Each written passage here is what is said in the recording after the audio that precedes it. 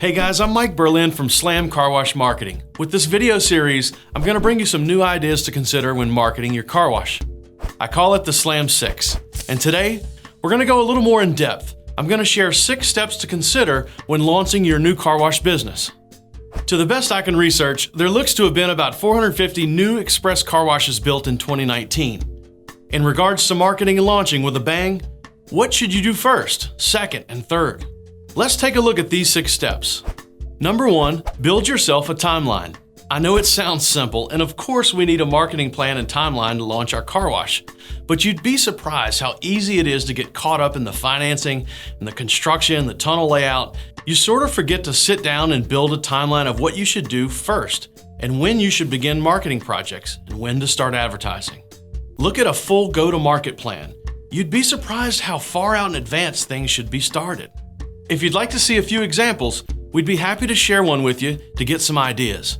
Branding usually takes about 3 to 4 weeks, a website about a month. Online presence should be created about 70 days out. Organic posting on your social sites should start about 60 days prior to opening. I recommend starting a paid advertising campaign about 30 days out and then really hitting it big 15 days before you're washing cars. Sitting down and putting together a nice timeline of your launch is crucial, and it's not as hard as you think. All right, number 2, discover your brand. Man, this is so important to get right early on. Some people think branding is simply logo, colors, and fonts, but it's much more than that. Think of your car wash like a ride at Disney World. You can ride Space Mountain in Tomorrowland, and you can ride Thunder Mountain Railroad in Frontierland. A good brand discovery will literally set the tone for every other marketing decision you make moving forward. In this phase, you want to think about and define the actual personality of your brand. What if your car wash brand was a person? Write it out. How would they act? How would they talk? What would they wear? What would they drive? Take some time and describe the brand tone, the mission of the company, the vision, the purpose of the brand. When we work on branding at Slam, we also research competition in the area and study demographics of the market. It's a good idea to look at some national brands and write out what you like and dislike about them. Another good exercise is pretend that you're writing the obituary for your company. How will it be remembered? Another one is try to come up with 5 keywords that the brand lives by. Write down 5 traits that your car wash manager should have. If your car wash was a ride at Disney, what's the theme? I'm a huge branding nerd and I could talk about it for days. No matter if we help you with this or you do it yourself, it's important to think about it and go through the exercise of getting these thoughts and decisions on paper. Your brand guide is like your blueprint for every piece of marketing material you create moving forward. If your brand's all about quality and consistency and innovation, you might hire somebody that's very detail-oriented. If your brand's wacky and fun and wholesome, you might hire somebody with a big personality that matches that vibe. Your brand influences everything in the business, so you want to get this dialed in well before you move on to the next step. Number 3, site and sign. The big deliverables, signage, and website. One of the main purposes of your website in the car wash business is just to help you get discovered on Google and other search platforms. Your website needs to look cool, yeah, but it also needs to be in good shape under the hood. Have somebody go through the back end of your website and make sure it's well optimized for search. This is making sure things like your H1 tags are in order. You want to make sure it's mobile friendly and responsive, and it also needs to be set up for fast page load speeds. The other thing that's important is the copy and structure of the pages itself. There's all kinds of tricks that you can do to make your website rank higher on searches. A great location page set up with proper name, address, phone number, and store hours is key. You'll always want to mention your category name, which is car wash, in your header, and also use your service area in the body of the text. For instance, Wash City proudly serving Orlando or Central Florida. All of these little things will affect how it ranks on searches like Car Wash Near Me. After your website, you'll want to create other deliverables like your rack card used to help you sell at the pay station, business cards, vanity email setup, stickers, giveaways, stuff like that. Number 4, build your online presence. When your site's almost live, I'd build out your online presence. Start with Google and then set up all your social profiles like Facebook, Instagram, Yelp, Nextdoor, TripAdvisor. Then you're going to want to set up your map listings on platforms like Waze, Apple Maps, Here, making sure all your data and content is in perfect sync across the web. That'll put you ahead of the pack in search results. Many of these same accounts are what you'll monitor for reviews after you open. Having your online presence set up and live will also help you with recruiting your first team of employees. Number 5, advertise your launch. With a good ad plan, you can launch an ad campaign and start creating a buzz before you even open. You absolutely can have your website and online store live and begin to promote and sell memberships before you start washing cars. I'd recommend ramping up an ad campaign 30 to 45 days before you're washing cars. I'd plan to have a photographer and a video crew at your site about 3 days before you're washing cars to capture all the content you're going to need for more ads and your social media feeds that you're going to run moving forward.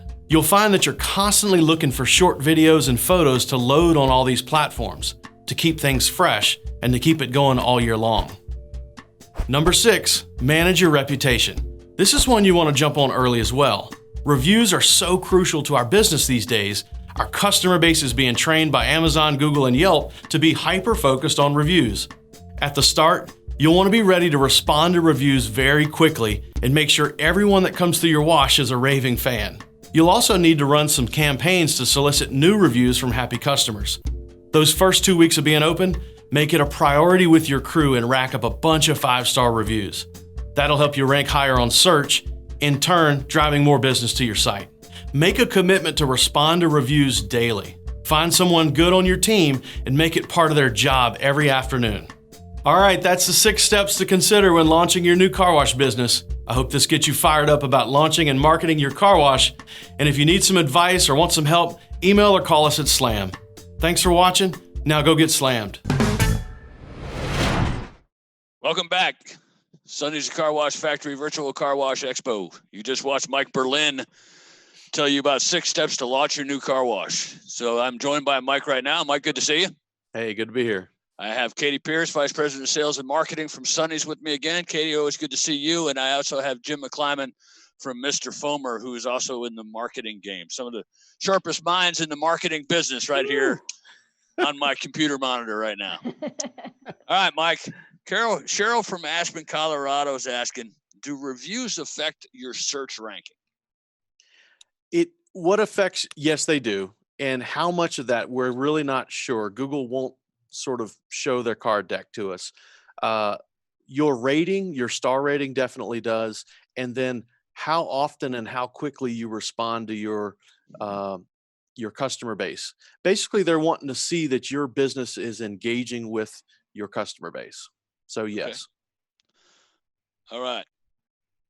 Guys, what do we think about online surveys? Should we use them for feedback or to gather data about our market? Let's start with Jim on that. Jim, I know you're just opening up, relaunching a wash yourself. You're going to do online surveys, and have you used them in the past? We are planning on it for the wash. We have done some with Mr. Foamer in the past, and plan on doing some more with it. So I actually like the surveys. I think you just need to think out the questions and make sure you're getting the right feedback from the customers, getting the things you're really looking for, and making sure the customers are satisfied, and deal with the ones that you get back that you're not. Make sure you address them right away. Katie, how do you feel about online surveys? Did you use them at your wash, and do we use them here at Sonny's? I did not use them at my washes, and here at Sonny's we do a lot with the around shows and things. We'll get a focus group together and get some feedback. As a consumer, I feel like I'm over surveyed. So I'd be interested to see what Mike thinks about it as a tool for our businesses, because it's every website you go to, I went to Target over the weekend looking for toilet paper like everybody else. They didn't have any. But I got a survey right after I walked out of the store. And I think we have to be careful with it because it can feel intrusive. It's like they're tracking me. They know I was there, and they want to know what I felt about it. Yeah, some of that stuff's kind of creepy. It is a little creepy. I think you got to keep it down to one question, like how likely are you to recommend us to one of your friends or family, a net promoter score, if you will. The other thing is to hit them, just like you said, Katie, when they're still at the wash or right as they're leaving the wash. So it's timely, it's fresh on their mind. The best thing that I like to do is do this via text, so that if they say, how did you like our wash 1 through 5? The 1 through 3s or 4s push to us, and we hear about those. And if they say they liked it and it was a 5, we immediately return them a link straight to our Google page and let them give us a review. Cool. That's a good idea. Yeah, that's pretty slick. All right, back to you, Mike Berlin. Cash Quest, do you service Canadian clients with marketing and branding? We do. I don't have any Canadian clients at this moment, but there's nothing keeping us from doing that. Everything we do is working remote, and when we go to on-site to shoot, we travel all over the world, so no problems. All right, good deal. So Canada, yes, the answer to your question is Mike will travel up there. You should bring him up there probably in February of next year when it's about 50 below zero. All right, question from Katie Wright. How can existing sites implement some of these steps during rebranding or after a purchase? Let's go to Mike again, and then we'll go to Jim. Bob, tell me that question again. How can existing sites implement some of these steps during a rebranding or after a purchase? I think you basically sort of pretend like you're a brand new wash. So go through it. If you've bought an old wash and you're starting fresh or you're doing a rebrand, just start from the beginning with a brand discovery and pretend like you're starting from the ground up. Jim, what do you think? Well, I think while we were setting up for this video, we kind of actually just came up with a plan. So as I said yesterday, we are hiring Slam for our brand. So I think we're going to, they've been bugging me. I've been a little busy here lately, so I've got to get my act together. So I think we're actually going to videotape it, and we'll show you guys how it works. So that'd be really cool. I think I'm excited and scared all at the same time. Jim, if you have your name in this box, I might draw it later, and you might win a Slam marketing deal. Well, I already took his name out of the box. We really wanted the toolkit yesterday. I felt, it's like that was my one shot. But I was going to work something out cigar wise if we could swing a deal on that. But Katie's joined the call, so I don't think we can do that. Oh man! All right, let's go back to the questions. The sign out front. How important is it? My town has laws in place about what can or can't be done, and I'm trying to figure out what's most important. Mike? We're working with a company out in California. They have huge restrictions. They weren't actually even allowed to put the words car wash on their sign. But recently they've had some panels that we've figured out that we can put cling wraps, the sort of the same things that go on a vehicle wrap. We're putting those down the sides of the building. So there's creative ways. If you stand across the street and take a picture of your wash and look at it through a camera or photo, you'd be surprised that you can find some ways around those restrictions and find some square footage or surface area to add some signage to speak to people from the road. That sounds like a pretty good way of getting around some stuff. How often is too often for text messaging and email? I don't know about you, but I delete more emails right now than I read. I think once a month on email is probably the max. I think your text messaging has to be thought out with a strategy. It depends. If you've got somebody that seems to be texting back and engaging, you keep them on a hot list and can keep them on a higher rotation. That's the $1 million question. I do think you can over communicate. I think you can over communicate with current club members for sure. You're going to drive usage and remind them to come or quit. So it's about segmenting your list and talking to those folks on different rotations with different messages. I got you. I bought some clothes from an online retailer, and I kid you not, I get probably three emails a day from that online retailer. And I love the clothes that I bought, but I'm considering not buying anymore because they're driving me crazy with the amount of emails that I get from them. You can definitely overdo it. You can definitely overdo. All right. I find some car wash menus are busy and confusing. Why is that? Is this some sort of car wash secret I'm not aware of? Jimmy? Well, you can look at it in multiple stages. We went from the 80s and 90s with checkers, the check marks and tons of verbiage, which I think was also just as tough to figure out back then. And then the same thing goes now. We deal with a lot of different clients, and everybody has their own idea of what's too much. I think we kind of got to see on some of the Skyline stuff yesterday. If anybody saw that, it was very clean and simple, right to the point. But it's really kind of what you're trying to do with your facility. We're going for more of a mascot feel, a Disney themed kind of in your face type of thing. So ours, we have a little bit more than probably some would, but you got to be careful with too much. It has to be clean and get them to the top package or whatever package you're trying to get them to. and make it as simple as possible. I think it's based on your brand as well, Jim and Bob. It's if your brand is rock and roll, you can have more going on, right? It's about that visceral feel. If your brand is monsters, you want lots of monsters and lots of fun. If you're a clean wave, it needs to be in keeping with your brand and be clean. Makes sense. All right, Mike. Yesterday you mentioned Google My Biz as challenging Facebook as the way to communicate with customers on the digital platform. Where do you see them heading in terms of opening up the listing to update info as quickly? I think that they are trying to keep people on their platform so they can continue to measure data and activity of users. They're trying to, they want you to post updates. They want you to post events. And if you think about it, those are some of the same things that you do on Facebook. Essentially, I think Google is used by users that have a higher intent. They're actively out there searching for the information to make a buying decision. Facebook, I think, is still a little more of a fun, social entertainment kind of platform. Now, these are generalities, but I think you have to advertise, push, and communicate on all the platforms, because you never know. You may be into Facebook and somebody else might be into Instagram, and somebody else is always checking, Apple Maps. So generally the platforms are used in different ways by different people. Well, and we learned yesterday that Jim's getting into TikTok, so don't forget about that. Hey, we did a little TikTok last night, I think. So I thought you said you weren't drinking last night, Jimmy. No, I definitely was not. No.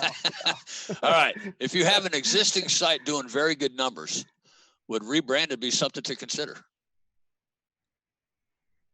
Man, I don't know. Katie, what you think? I think it depends. If you're happy with the performance of your site, I'm not sure that you would need to go through a whole rebrand, but you could do a brand refresh. If your brand's old and maybe it's evolved over time and it's not as concise and crisp as it once was, it may be time to take a new view on it. A lot of the big retailers do this routinely. You see the McDonald's and the Burger Kings of the world. They don't change their name, don't throw that history out, but they do take a new graphic design look to their brand. So maybe it's time to look at refreshing that side of it. All right, I got about 3 minutes left, and I got a bunch more questions to get through. So here's one from Hawaii. How do you deal with someone that leaves a review rating but no comment, Mike? I think you make some nice message about, hey, look, our business largely depends on reviews. From the looks of it, you didn't have a great experience. Would you mind call us or email us? We'd love to hear about it and make things right. So you sort of almost call them out. And like we said yesterday, it also shows everybody else that you're engaged with the audience and you care. Right. You got to answer everything, right? Is what we I would, yeah. I used to not worry about positive reviews, but now that Google and everybody's tracking us and our engagement, I even answer positive reviews and say thanks. How often should we post deals to Google, Mike? I'd say, well, I do know this. Normally Google's posts expire every week. There's no way to set a post and it automatically do it. Now with the sync software, we figured out a way around that, and we can repost each week. But I would imagine once a week you should freshen up whatever kind of fun deal you're offering. And then I also see a lot of people do a Throwback Thursday. If you post up a picture of your old school car or something funny, we'll give you a deal, or Wacky Wednesdays, that kind of stuff. So it at least once a week you want to refresh and change up your deals. All right, I'm going to try to get through all these as quickly as I can, and most of them are just going to go to Mike. Mike, how can I track my ROI, or if people actually come because they saw my message on Yelp? Coupon code. So if you do a code on Facebook or Instagram, make that code unique to that platform. Every time the code gets redeemed at the pay station, it was you close the loop. I like this one. Can I make my car wash come up if someone searches for my competitor? Not 100%, but what you should do is put those in your list of keywords that you track. And if you really wanted to, you could buy those keywords on Google Ads so that when they search your competitor, you came to the top. You can also do that on Yelp. All right, we just got another one come in online. Mike, what would be a good budget for a campaign? I usually start off with about $1,000 a month spend per location, and I am constantly changing that, how we spend that $1,000 across all these, 6 or 7 different platforms. And it also, you would change that spend allotment up based on how far along you are in this campaign. So at the front end, you want to do a lot of brand awareness, and then as you're advertising for 2 or 3 months, then you want to start spreading it out like a stock portfolio. Very good. Sam from Henderson, Kentucky. Can I target ads to people around my wash? Absolutely. All the platforms will do a geo target, so you can say, I want to run ads to people that are actually in a 1 mile radius of my car wash. Now that's about as tight as you can go on Facebook, Instagram, Google, that kind of stuff. You can get into geo fencing where you're actually down to about a 25 feet radius, but it gets really expensive to go down that tight. Generally, we advertise on a 5 to 7 mile radius. 5 to 7. Okay, good. Where are all the sites I should be monitoring my reviews? I would be on Facebook, Google, and Yelp. Those 3 primarily.